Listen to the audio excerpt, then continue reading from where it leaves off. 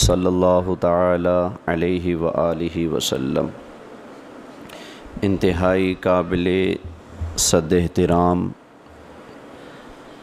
हाज़रीन किराम, मेरे दोस्तों बुज़ुर्गों, अल्लाह ताला ने अपनी मखलूक को बिलखुसूस इंसानों को मुख्तलिफ़ गिरोहों के अंदर तकसीम फरमाया है। जिस तरह हमारी कौमें, हमारी ज़ुबानें, हमारे वतन और हमारा रहन सहन और लिबास एक जैसा नहीं, वैसे ही हम सब के ज़िंदगी के मामलात और मसरूफ़ियात भी एक जैसी नहीं हैं। किसी को अल्लाह ताला ने ज़मीन की खेती बाड़ी के काम पर लगाया हुआ है, तो कोई लोहे का काम करता है, कोई लकड़ी का काम करता है। आज के दौर में कोई बिजली का काम करता है, कोई मोबाइल का काम करता है, कोई मिठाई का काम करता है, कोई होटल चलाता है। तो ये मामलात अल्लाह ताला ने ढेर सारे बनाए हैं और इंसानों की ड्यूटियां अल्लाह ने लगाई हुई हैं। कोई वो काम कर रहा है, कोई वो काम कर रहा है।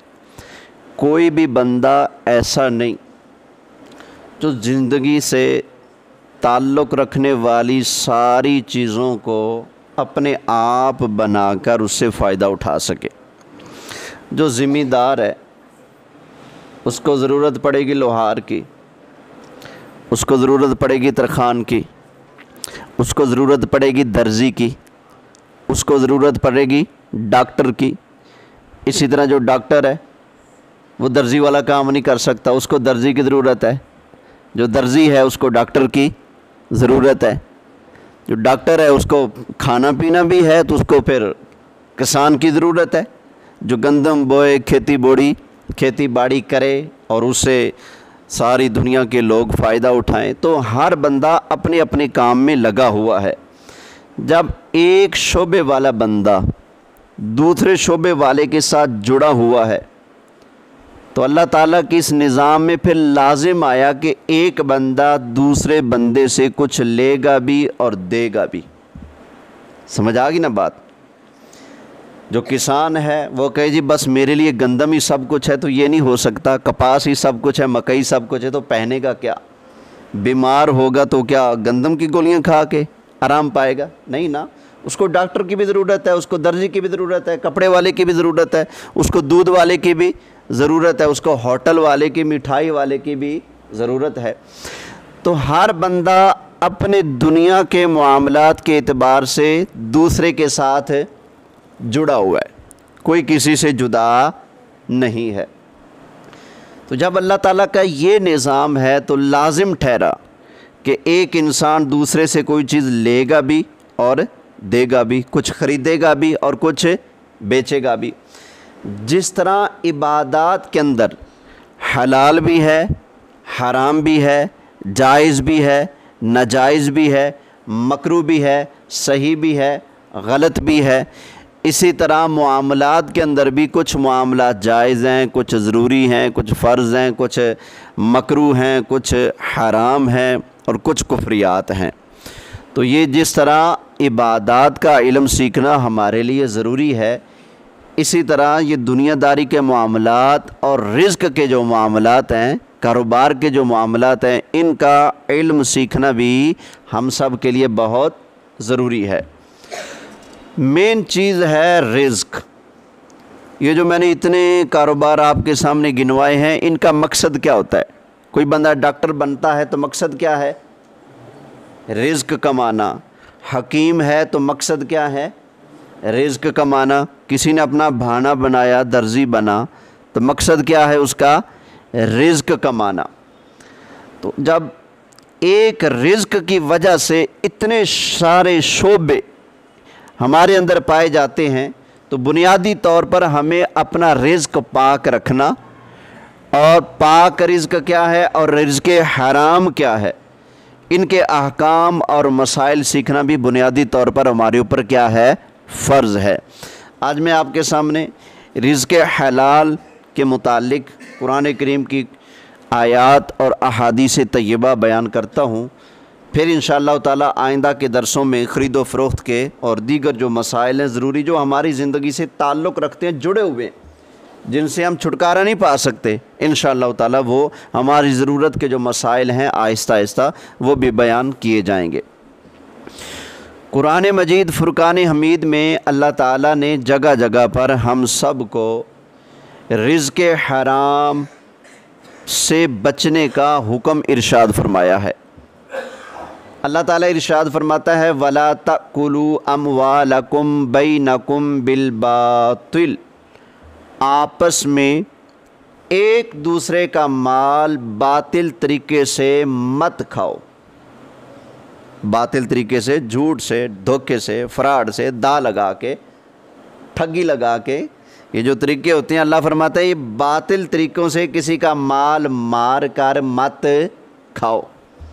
ایک جگہ ارشاد فرمایا یا ایھا الذین آمنوا لا تأکلوا اموالکم بینکم بالباطل الا ان تکون تجارتا عن تراض منکم، اے ایمان والو آپس میں ایک دوسرے کے مال ناحق مت کھاؤ، ہاں اگر باہمی رضامندی سے تجارت ہو تو کوئی حرج نہیں ہے۔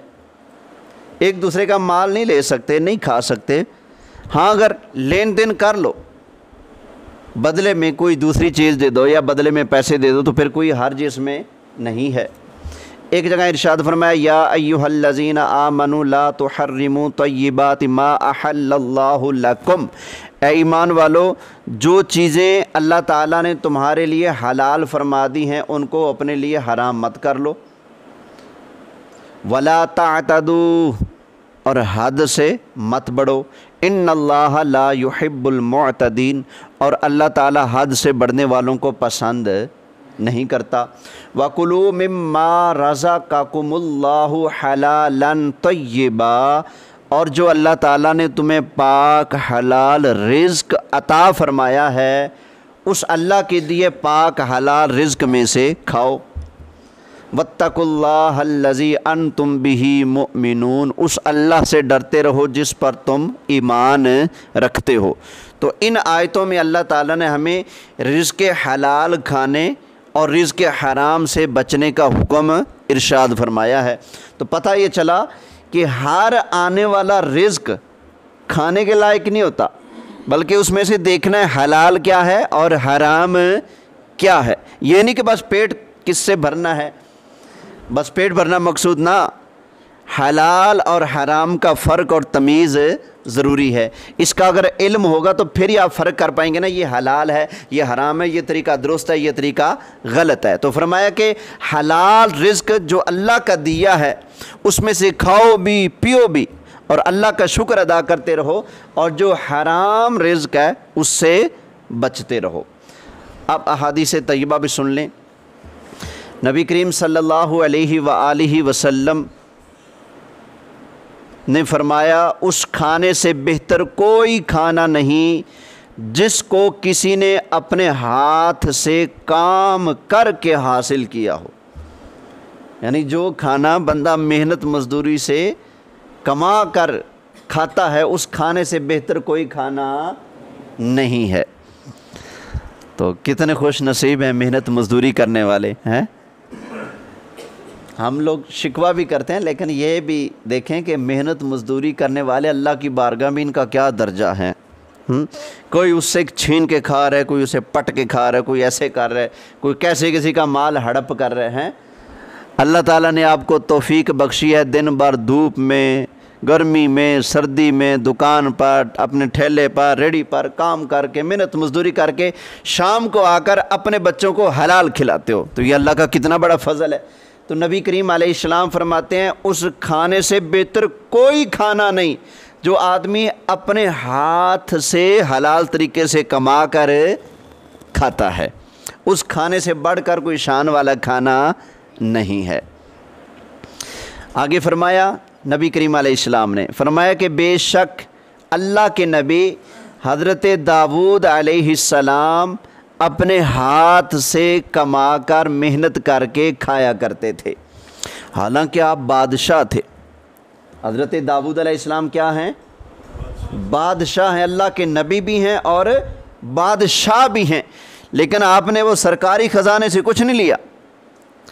آپ لوہے کا کام کرتے تھے، زرہ بناتے تھے، تلواریں بناتے تھے، اور اللہ نے پھر ان کی اتنی مدد فرمائی، لوہے پر جیسے ہاتھ لگاتے لوہا نرم ہو جاتا، جو چیز چاہتے اپنے ہاتھوں سے ہی بنا لیتے تھے، نہ وہ تھوڑے مارنے پڑتے، نہ اس کو گرم کرنا پڑتا، نہ بٹھی میں اس کو ڈالنا پڑتا، بس اپنے ہاتھ سے جو چاہتے بنا لیتے تھے۔ تو اللہ کے نبی حضرت داؤد علیہ السلام بادشاہ ہونے کے باوجود اگر اپنے ہاتھ سے محنت کر کے کمائیں، کوئی تانے والی بات نہیں، تو آج اگر ہم اپنے ہاتھ سے کام کاج کر کے محنت کر کے کمائیں تو اس میں کوئی شرم والی، آر والی، کوئی تانے والی بات نہیں ہے۔ ایک اور حدیث پاک سنیے، نبی کریم صلی اللہ علیہ وآلہ وسلم نے ارشاد فرمایا، اللہ پاک ہے اور پاک ہی کو دوست رکھتا ہے۔ اللہ تعالیٰ نے مومنین کو بھی، مسلمانوں کو بھی اسی چیز کا حکم دیا ہے جس چیز کا اللہ نے اپنے رسولوں کو حکم دیا ہے، مومنوں کو بھی انہی چیزوں کا حکم دیا ہے۔ وہ کیسے؟ آگے نبی کریم علیہ السلام نے قرآن کی 2 آیتیں پڑھی۔ اللہ پہلے فرمایا اللہ پاک ہے، پاک کو پسند کرتا ہے، دوست رکھتا ہے۔ پھر فرمایا کہ اللہ تعالیٰ نے مومنوں کو اسی چیز کا حکم دیا جس چیز کا حکم اپنے رسولوں کو دیا۔ اب حضور نے 2 آیتیں پڑھی۔ پہلی آیت فرمایا، اللہ فرماتا ہے یا ایھا الرسل کلوا من الطیبات واعملوا صالحا، فرمایا اے میرے رسولو، اے میرے پیغمبرو، حلال کھاؤ اور اچھے نیک عمل کرو۔ یہ اللہ نے اپنے پیغمبروں کو حکم دیا، تو ہمیں کیسے حکم دیا؟ فرمایا یا ایھا الذین آمنوا کلوا من طیبات ما رزقناکم، اے ایمان والو اس حلال رزق میں سے کھاؤ جو اللہ نے تمہیں عطا فرمایا ہے۔ تو اللہ نے وہی حکم اپنے رسولوں کو بھی دیا اور وہی حکم مومنوں کو بھی دیا ہے۔ ایک اور حدیث پاک سن لیں، نبی کریم علیہ الصلوۃ والسلام ارشاد فرماتے ہیں، فرمایا کہ لوگوں پر ایک ایسا زمانہ آئے گا کہ آدمی پرواہ نہیں کرے گا، آدمی پرواہ نہیں کرے گا کہ اس نے اس چیز کو کہاں سے حاصل کیا، حلال ہے یا حرام ہے، اس چیز کی پرواہ بولیں صحیح نہیں کرے گا۔ فی زمانہ یہ کافی یہ صورتحال بن چکی ہے، آدمی کو پرواہ نہیں ہوتی کہ میں جو رزق حاصل کر رہا ہوں یہ کہاں سے آ رہا ہے، کیسے آ رہا ہے، یہ حلال ہے یا حرام ہے۔ اللہ تعالیٰ ہمیں اس مصیبت سے بچائے، ہمیں اللہ تعالیٰ اپنا رزق پاک رکھنے کی توفیق عطا فرمائے۔ ایک اور حدیث پاک سنیے، نبی کریم علیہ الصلوۃ والسلام نے ارشاد فرمایا، جو تم کھاتے ہو ان میں سب سے زیادہ پاکیزہ وہ ہے جو تمہارے کسب سے حاصل ہے، یعنی جو تم نے خود کمایا ہے، اور تمہاری اولاد بھی من جملہ کسب کے ہے، یعنی جس طرح تمہارا ہاتھ کا کمایا مال تمہارا ہے، اسی طرح تمہاری اولاد بھی تمہارا اپنا کسب ہے۔ جیسے تم اپنے کمائے مال میں سے کھا سکتے ہو، اسی طرح اپنی اولاد کے کمائے ہوئے مال میں سے بھی کھا سکتے ہو۔ یہ چیز یہاں پر بیان کی جا رہی ہے۔ نبی کریم علیہ الصلوۃ والسلام نے ارشاد فرمایا، یہ بعض اوقات آدمی جو حرام مال کماتا ہے، لوگ پھر پوچھتے ہیں جی حرام مال ہے، سود کا کاروبار ہے، فلاں فلاں مال ہے، تو یہ مسجد کو لگتا ہے، مدرسے کو لگتا ہے، اس سے کسی غریب کی مدد کر سکتے ہیں، نیکی کر سکتے ہیں۔ تو پھر بعد ہمارے مولوی بیچارے ان پڑھ ہوتے ہیں، کہہ دیتے ہیں اللہ کی راہ میں بس دو صحیح، وہ اس کی راہ میں حرام بھی دو تو اللہ قبول کر لیتا ہے۔ توبہ لا حول ولا قوۃ الا باللہ۔ آپ گندی شے قبول نہ کرو اور اللہ کے بارے میں کہہ دو، رسول اللہ کے بارے میں کہہ دو جی وہ جیسا بھی دو بس وہ قبول کر لیتے ہیں، نہیں۔ اب یہ سنیے حدیث پاک ذرا توجہ سے، نبی کریم صلی اللہ علیہ وآلہ وسلم نے فرمایا، جو بندہ مال حرام حاصل کرتا ہے، کیسا مال؟ حرام کا مال کماتا ہے، حاصل کرتا ہے، اگر اس کو صدقہ کرے تو قبول نہیں، اگر اس کو صدقہ کرے تو قبول نہیں، اگر صدقہ کرے تو قبول نہیں، خرچ کرے تو فرمایا کہ اس میں کوئی برکت ہے، اس میں کوئی برکت ہے۔ وہ خرید کر کوئی چیزیں لے آئے مال حرام سے، آٹا لے آئے، گھر کا راشن سامان لے آئے، تو اس میں کوئی برکت نہیں ہے۔ فرمایا کہ اپنے بعد چھوڑ کر مر جائے تو کیا ہے؟ فرمایا یہ اس کے لیے جہنم کا سامان ہے۔ مال تین طرح سے استعمال ہوتا ہے نا، ایک مال وہ جو آدمی پہن لے، استعمال کر لے، کھا لے، پی لے، ٹھیک ہے۔ ایک مال وہ جو اللہ کی راہ میں خرچ کر دے، دو طرح کا ہو گیا نا۔ تیسرا مال وہ جو آدمی چھوڑ کر مر جائے۔ یہ عام طور پر تین طرح کی تقسیم ہے نا، جو اللہ کی راہ میں دے دیا وہ، جو خود کھا پی لیا وہ، اور جو بچ گیا وارثوں کے ہاتھ آیا وہ۔ یوں بنیادی طور پر مال کی تین طرح سے تقسیم ہو سکتی ہے۔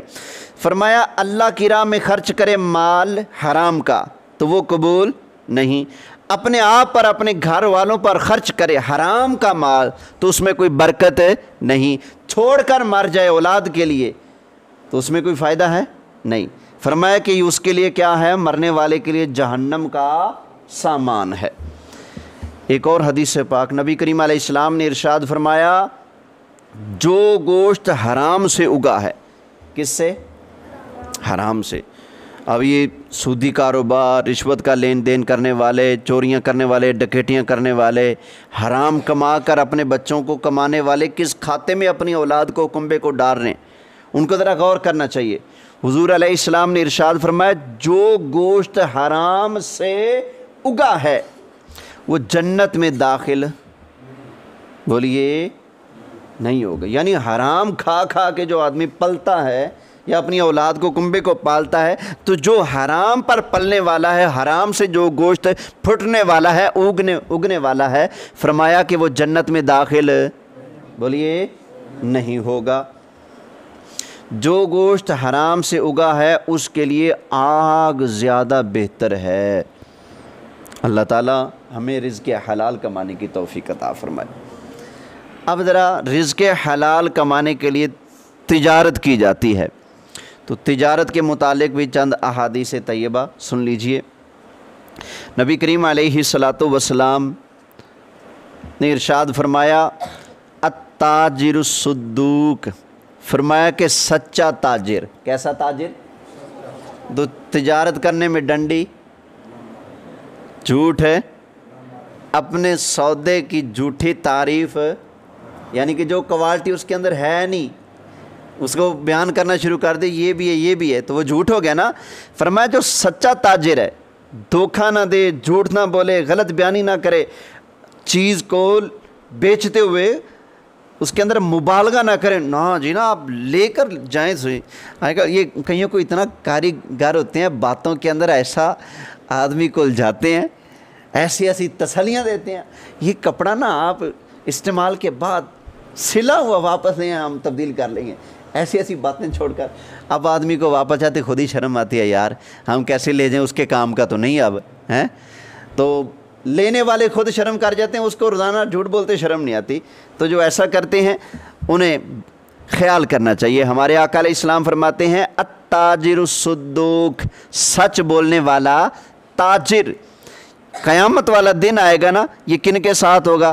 فرمایا مع النبیین والصدیقین والشہداء، فرمایا سچا تاجر، جھوٹ سے بچنے والا تاجر، قیامت والے دن اللہ تعالیٰ اس کو نبیوں کے ساتھ، صدیقوں کے ساتھ اور شہیدوں کے ساتھ اٹھائے گا۔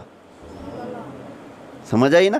تو جس طرح حرام طریقے سے مال کمانے میں بڑی مصیبت ہے، اسی طرح اگر آدمی کاروبار کرے، تجارت کرے، رزق جو اللہ نے لکھا ہے وہ تو آپ کو مل کے رہنا نا، لیکن اگر اس کو آپ حلال طریقے سے کمائیں گے، حاصل کریں گے، تو اللہ تعالیٰ اتنا بڑا انعام عطا فرمائے گا۔ حالانکہ آپ اپنی جیب گرم کر رہے ہیں، سچ بول کر جو کما رہے ہیں، کس کی جیب گرم ہو رہی ہے؟ کس کے گھر میں روزی روٹی آ رہی ہے؟ آپ کے اپنے گھر میں آ رہی ہے نا۔ آپ اپنا پیٹ پال رہے ہیں، اپنی فیملی کو پال رہے ہیں، لیکن اس پر اللہ تعالیٰ آپ کو اتنا بڑا ثواب عطا فرمائے گا اگر آپ سچ بولیں گے جھوٹ سے بچیں گے۔ فرمایا سچ بولنے والا، امانت دار، راست گو جو تاجر ہوتا ہے، جو جھوٹ نہ بولے، ڈنڈی نہ مارے، خیانت نہ کرے، جھوٹی تعریف نہ کرے، دھوکہ نہ دے، ٹھگی نہ لگائے، فرمایا ایسا جو تاجر ہے یہ قیامت والے دن نبیوں کے ساتھ ہوگا، صدیقوں کے ساتھ ہوگا اور شہیدوں کے ساتھ ہوگا۔ دعا فرمائے اللہ تعالیٰ ایسا نیک تاجر ہم سب کو بنائے۔ ایک اور حدیث پاک نبی کریم علیہ الصلاۃ والسلام نے ارشاد فرمایا کہ تجار، یہ جمع ہے تاجر کی، تجار، فرمایا یہ بدکار ہیں۔ لوگوں نے عرض کیا یا رسول اللہ صلی اللہ علیہ وسلم، کیا اللہ نے بیع کو، یہ لینا دینا، خرید و فروخت، یہ اللہ نے حلال نہیں کیا؟ فرمایا ہاں حلال کیا ہے۔ عرض کی یا رسول اللہ پھر یہ لوگ گناہ گار کیوں ہیں تاجر؟ فرمایا یہ لوگ بات کرنے میں جھوٹ بولتے ہیں، قسم کھاتے ہیں، حالانکہ اس قسم کے اندر بھی کیا ہوتے ہیں؟ جھوٹے ہوتے ہیں۔ تو جو تاجر ایسا کرتا ہے، خرید و فروخت میں جھوٹ بولتا ہے، جھوٹی قسمیں اٹھاتا ہے، اللہ کی قسم ہمیں اتنے کا پڑا ہے، اور یہ جھوٹ تو معمول ہو چکا ہے، اتنے کی تو سیل ہی نہیں، اتنے کی تو ہماری خرید ہی نہیں، لینے جاتے ہیں نا، ہاں جی یہ سوٹ، تو میرے ساتھ تو کئی ایسا کرتے ہیں، شاید آپ کو کچھ اور کہتے ہیں یہ ہمیں تو یہ پڑا ہے 1000 روپے کا، چلو آپ کو ہم 900 کا دے دیتے ہیں۔ بھیا ہم آپ کے مامے لگتے ہیں، چاچے لگتے ہیں، جو آپ 100 روپے کا گھاٹا کر کے ہمیں بیچ رہے ہو، کوڑ کیوں مارتے ہو ہیں؟ تو یہ جھوٹ سے بچنا چاہیے۔ فرمایا کہ تاجر گناہ گار ہیں، کیوں؟ فرمایا اس لیے کہ بات کرنے میں کیا کرتے ہیں؟ جھوٹ بولتے ہیں، قسم کھاتے ہیں، حالانکہ اس میں بھی کیا ہوتے ہیں؟ جھوٹے ہوتے ہیں۔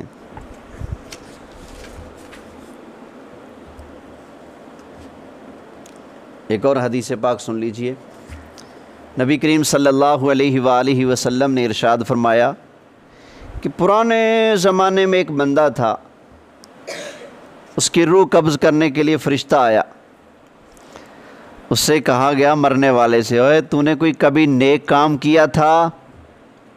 مرنے لگا نا، اس کے پاس فرشتہ جب آ گیا تو لوگوں نے پوچھا اس مرنے والے سے، اور تو نے کبھی زندگی میں کوئی نیک کام بھی کیا ہے؟ اس نے کہا جی مجھے تو یاد نہیں، مجھے کوئی نہیں پتا۔ اس نے کہا نہیں، غور کر، ذرا سوچ صحیح، تو نے کبھی کوئی نیک کام کیا ہو، ذرا غور کر۔ اس نے کہا نہیں میں نے کوئی نیک کام نہیں کیا۔ اس نے کہا پھر ذرا غور کر۔ اس نے کہا ہاں ایک کام ہے، دنیا کے اندر میں جب کسی سے لین دین کرتا تھا نا، خرید و فروخت کرتا تھا، کوئی چیز لیتا تھا، کوئی چیز دیتا تھا، تو ان کے ساتھ اچھی طرح پیش آتا تھا۔ کیسے آتا تھا؟ بالکل اچھی طرح، نرمی سے۔ کوئی چیز اگر گاہک آئے نا لینے، ہاں جی بھائی جان کیا چاہیے، کتنا چاہیے، ٹھیک، نرمی سے پیش آتا تھا۔ اگر مالدار بھی مہلت مانگتا تو اسے بھی مہلت دے دیتا تھا، یار ابھی پیسے نہیں ہیں پھر لینا، ٹھیک ہے کوئی بات نہیں، اگرچہ مالدار ہو اس کو بھی مہلت دے دیتا تھا میں۔ اگر تنگ دست مجھ سے مہلت مانگتا تو اس کو میں معاف کر دیتا تھا، یار پیسے نہیں ہیں، ہاتھ بہت تنگ ہے، کہتا یار جا میں نے بخشا تجھے، بس ٹینشن نہ لے، بھول جا، تو اس کو میں معاف کر دیتا تھا۔ تو نبی کریم علیہ الصلاۃ والسلام نے ارشاد فرمایا کہ جس بندے کی کوئی نیکی نہیں تھی، صرف یہ نیکی تھی کہ لین دین میں نرمی برتتا تھا اور قرض دار کو مہلت دیتا تھا اور تنگ دست کو معاف کر دیتا تھا، نبی کریم علیہ السلام نے ارشاد فرمایا اللہ تعالیٰ نے اس کی بخشش اس کے اس عمل کی وجہ سے فرما دی۔ سمجھ آئی نا؟ تو یہ کاروبار کے اندر نرمی کرنا، اگلے کو سہولت دینا، یہ اللہ تعالیٰ کو بہت پسند ہے۔ اب یہ ایک اور حدیث پاک سن لیں پھر گفتگو ختم کرتے ہیں۔